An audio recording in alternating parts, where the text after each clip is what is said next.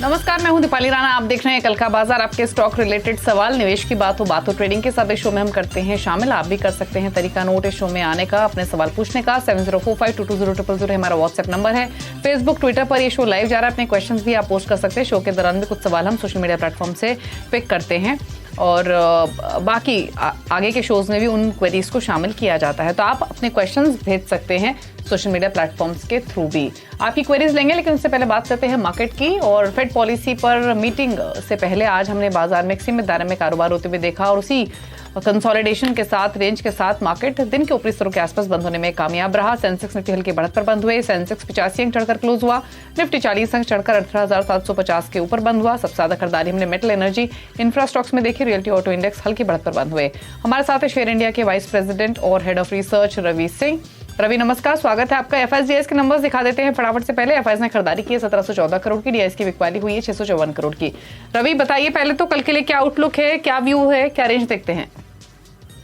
देखिए दीपाली जी, जब तक निफ्टी अभी 18,700 के ऊपर है तब तक तो पॉजिटिव हैंड है। और एफआईआईज ने कंटिन्यू, अगर लास्ट एक 15 दिन का व्यू देखते हैं तो उसमें अभी तक एफआईआईज की बाइंग रही है। और ओवरऑल डेरिवेटिव डेटा यहाँ पर ये भी सजेस्ट कर रहे हैं कि जिस हिसाब से पुट में ओआई बढ़ा है 18,700 में, 18,600 में, तो काफी स्ट्रांग सपोर्ट के नजरिए से यहाँ पे देखा जा सकता है। अपसाइड की बात करें तो नए हाइज तो बनेंगे ही, यानी कि 18,850 और 18,900 के आसपास के लेवल जल्द आपको देखने को मिलेंगे। तो मुझे लगता है कि आगे आने, चूंकि कल एक्सपायरी का दिन है तो थोड़ी सी वोलेटिलिटी ज्यादा रहेगी, लेकिन फिर भी बाइंग बायसनेस आप जो है वो निफ्टी में भी यहाँ पर अभी बनाकर रखें। रही बात बैंक निफ्टी की करें तो देखिए 44,000 का एक हर्डल यहाँ पर दिखाई दे रहा है, लेकिन मुझे लगता है कि 44,350 तक का दमखम अभी बैंक निफ्टी यहाँ पर रखता है। और नीचे के लेवल्स पे अगर देखते हैं तो डेरिवेटिव डेटा जो अभी सजेस्ट कर रहे हैं उस पे 43,900, 43,700 काफी स्ट्रांग सपोर्ट के नजरिए से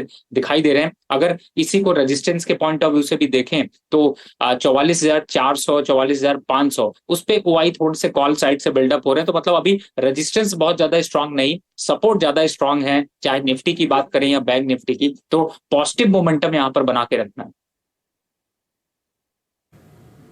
ओके, तो ये सजेशन है आपके लिए निफ्टी बैंक निफ्टी दोनों पर। सवालों को लेंगे फटाफट से। डीएस ग्रोवर है हमारे साथ दिल्ली से। ग्रोवर साहब नमस्कार, बताइए अपना सवाल। नमस्कार मैम, मेरे पास टाटा कंज्यूमर प्रोडक्ट के 100 शेयर्स हैं at the rate of 18,814। Around 1.5 साल हो गया है। अभी क्रॉस किया है उसने 1.5 साल की वेट के बाद। क्या मुझे रखने चाहिए कि इनको निकाल देना चाहिए? हाँ, 1.5 साल के बाद चला है, लेकिन 1.5 साल पहले काफी चला था। कोविड के समय में तो 400, 450 के भाव पर भी ये स्टॉक मिल रहा था। लेकिन फिर भी अच्छी बात यह है कि आपके प्रॉफिट्स अब आपको ये स्टॉक दे रहा है 48 रुपए के आसपास के। अब एक चीज तो क्लियर होगी कि आपकी इन्वेस्टमेंट है, अब करना क्या है रवि से पूछ लेते हैं। रवि बताइए, 814 की बैंक टाटा कंज्यूमर में 862 पर बंद हुआ, क्या करना चाहिए? दीपाली जी, आज तो इसने स्माइलिंग फेस बनाया है, यानी कि 820 के ऊपर ये निकला तो सीधे 862 पे जाके रुका है।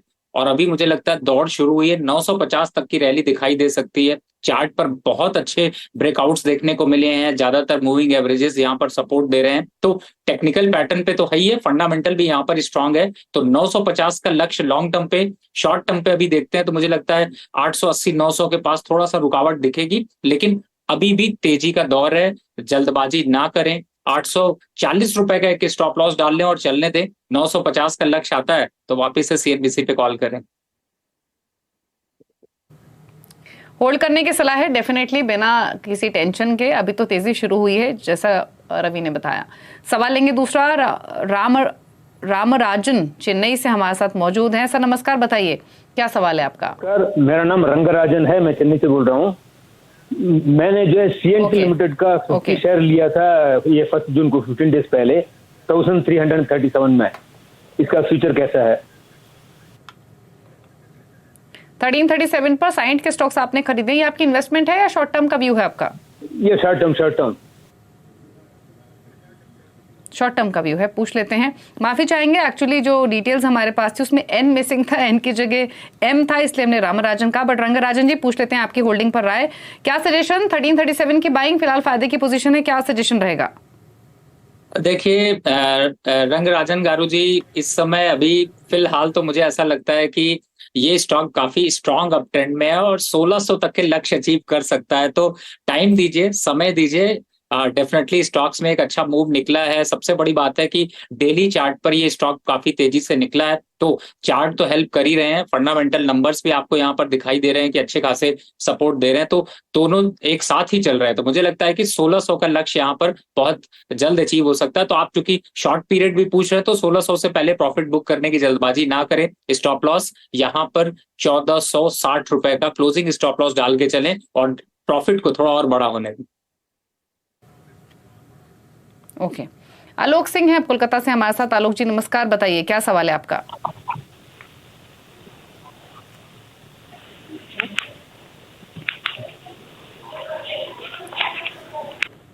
हेलो हेलो, बताइए सिंह साहब क्या सवाल है आपका। हाँ, मेरा ग्लोबल स्पीड में मैम 5000 शेयर है 1268 के भाव पे। ओके, 1268 की बाइंग है ग्लोबल स्पिरिट की, 5000 स्टॉक से पूछ लेते हैं long क्या term के लिए। सजेशन रहेगा। बताइए क्या व्यू इनकी इस होल्डिंग पर। ग्लोबल स्पिरिट 1268 की इनकी बाइंग है, फिलहाल स्टॉक 1222 के आसपास ट्रेड कर रहा है। लॉन्ग टर्म विजन, क्या सजेशन। देखिए थोड़ा सा यहाँ पर उलझा हुआ सा स्टॉक है। वापस देखते हैं तो रेजिस्टेंस से गिरा है और अभी गिरावट थोड़ी और बढ़ सकती है। तो ये स्टॉक अभी 1100 के आसपास तक आ सकता है। तो अगर लॉन्ग टर्म का व्यू है तो आप 1100 की तैयारी कर लीजिए, उसके बाद ही कुछ पुल बैक देखने को मिलेगा। लेकिन अगर यहाँ पर चाल बदलनी हो, दौड़ बदलनी हो, तो आप यूनाइटेड स्पिरिट को फोकस करें। वो ज्यादा अच्छा स्टॉक है, ज्यादा अच्छा यहाँ से अपवर्ड मोमेंटम दिखा रहा है। तो मुझे लगता है अगर आप पोजीशन स्विच कर लेंगे तो आपको ज्यादा बेहतर मुनाफा मिल पाएगा। तो आप यूनाइटेड स्पिरिट को यहाँ पर अपने पोर्टफोलियो में ऐड करें। ग्लोबल स्पिरिट से एक बार को निकलना चाहिए। राकेश है अगले कॉलर दिल्ली से हमारे साथ। राकेश जी नमस्कार, बताइए क्या सवाल है आपका। नमस्कार जी, बताइए क्या क्वेश्चन है। क्वेश्चन मेरे पास FCL 82 शेयर है 312.30 के रेट पे, और एक पारस डिफेंस 30 शेयर है 571.52 के रेट से। तो ये काफी नीचे जा रहे हैं, क्या है इसका, मैं सेल करूं रखूं। पूछ लेते हैं। FCL है 312 की बाइंग, पारस डिफेंस है जैसे आपने बताया 571 की खरीदारी है। दोनों स्टॉक्स थोड़ा थोड़ा नीचे इनके बाइंग प्राइस से, क्या करें। देखिए मुझे लगता है दोनों पे इतना परेशान होने की जरूरत नहीं है। FCL की बात करें तो देखिए 308 रुपए और 305 रुपए के पास काफी स्ट्रांग सपोर्ट है। थोड़ा सा प्रॉफिट बुकिंग जरूर देखने को मिल रही है, लेकिन चूंकि इस समय गवर्नमेंट ने केमिकल के लिए जो अनाउंसमेंट हाल फिलहाल में 1-2 दिन में करी है, उसकी वजह से वापस पुल बैक दिखेगा और एक बार आपको 326 330 के लेवल दिख सकते हैं। तो थोड़ा सा समय दीजिए और 326-30 के पास निकलिए। स्टॉप लॉस लगा के रखिए 305 रुपए का।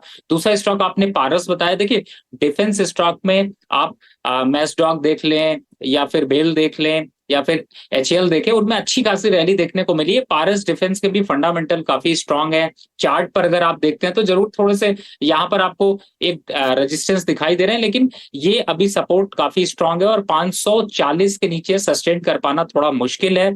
और अपसाइड में अगर देखते हैं तो शॉर्टर पीरियड मूविंग एवरेज जो है वो सपोर्ट दे रहे हैं। तो वापस से एक बार 620 और 640 के लक्ष्य आएंगे। तो मुझे लगता है जल्दबाजी ना करें, थोड़ा समय दें और 540 530 के बीच का स्टॉप लॉस लगाकर क्लोजिंग स्टॉप लॉस लगाइए। इंट्राडे मत लगाइए, क्लोजिंग स्टॉप लॉस से बने रहिए। नीलेश शाह है सूरत से हमारे साथ बातचीत करने के लिए। नीलेश जी नमस्कार, बताइए क्या सवाल है आपका। NMDC ओके, किस भाव पर है, प्लीज डिटेल्स बताइए।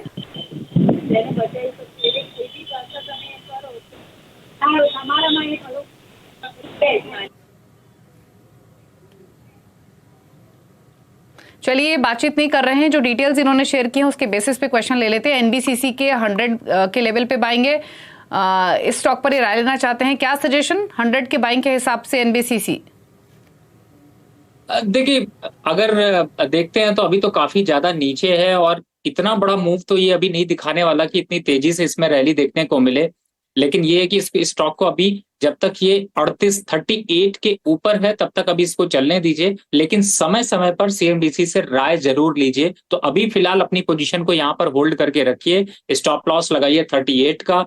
टारगेट के हिसाब से देखते हैं तो अगर 45-48 के आसपास आता है तो एक बार वापस से रिविजिट करिएगा, वापस से क्वेश्चन पूछिएगा तो ज्यादा अच्छा सजेशन होगा, क्योंकि स्टॉक में ज्यादा लंबा आप वेट मत करिए, क्योंकि अगर 38 का लेवल टूटता है तो 30-32 के लेवल्स आ जाएंगे, इसलिए स्टॉप लॉस लगाकर सजेशन जरूर लीजिएगा। ओके, चलिए अगले कॉलर से बात करेंगे। यशपाल सिंह हैं सुरेंद्र नगर गुजरात से। यशपाल जी नमस्कार, बताइए क्या सवाल है आपका? मैम मैंने मजगांव डॉक लिया हुआ है 1045 पे 50 क्वांटिटी है और 1 ईयर तक होल्ड करना है। ये इन्वेस्टमेंट है आपकी?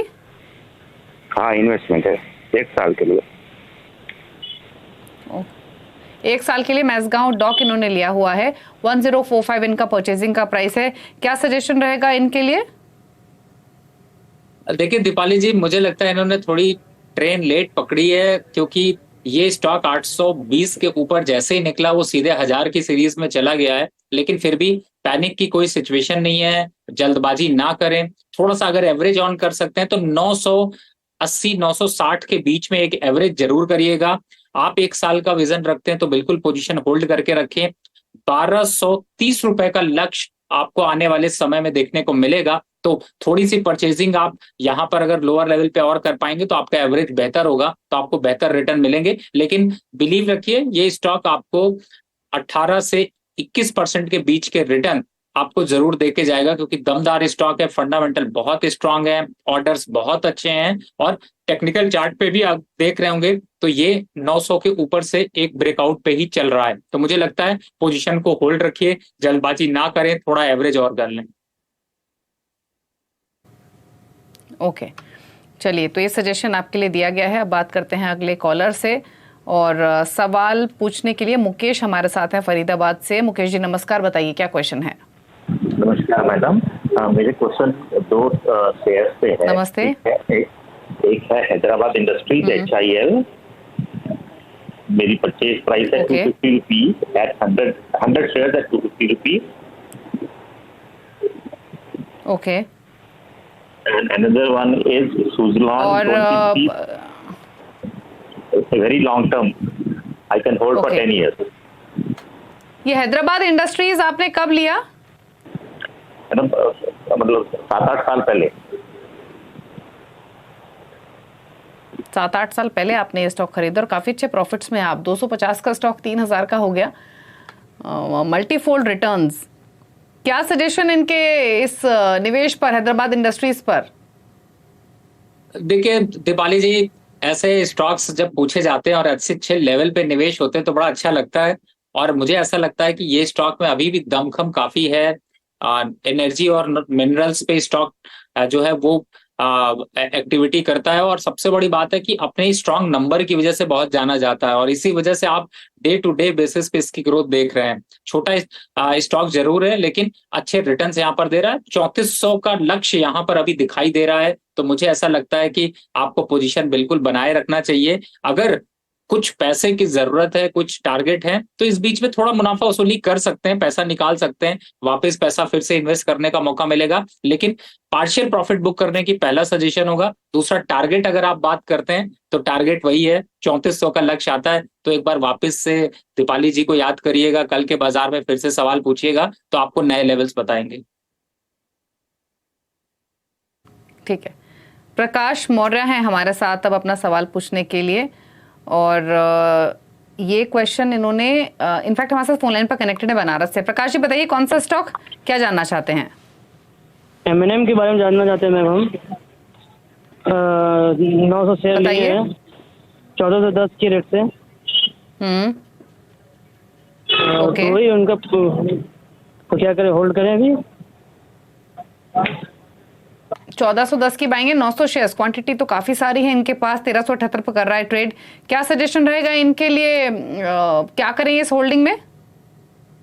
देखिए दीपाली जी, थोड़ी प्रॉफिट बुकिंग तो और देखने को मिल सकती है M&M में, लेकिन अभी स्टॉक जो है वो स्ट्रांग हैंड पे है, बाइंग स्ट्रक्चर में है, तो 1310 का स्टॉप लॉस यहाँ पर बन रहा है रिस्क रिवॉर्ड रेशियो को देखते हुए। तो मुझे लगता है कि अगर थोड़ा सा लंबा विजन है तब तो आप बिल्कुल होल्ड करके रखें इस स्टॉक को। वापस से आपको 1470 1475 के लक्ष्य देखने को मिलेंगे। लेकिन अगर आपको जल्दी रिटर्न्स पाना है तो एमएनएम में अभी आप अगर वेट नहीं करना चाहते हैं तो इस समय एक स्टॉक इसकी जगह और सजेस्ट करता हूं, वो है अशोक लेलैंड। अगर आप उसमें पोजीशन स्विच करके भी जाना चाहते हैं तो भी जा सकते हैं। ये मैं नहीं कह रहा है एमएनएम यहाँ पर अच्छा नहीं है, एमएनएम भी अच्छा है, लेकिन शायद दोनों की रेस लगाएंगे तो अशोक लेलैंड यहाँ पर जीतता हुआ नजर आएगा। तो मुझे लगता है आपकी कंफर्टेबिलिटी है, अगर आप स्विच करना चाहें तो स्विच कर लें, नहीं तो एमएनएम में बने रह सकते हैं।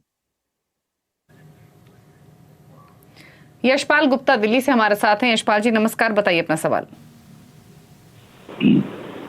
Hello hello Yashpal ji please सवाल पूछिए अपना।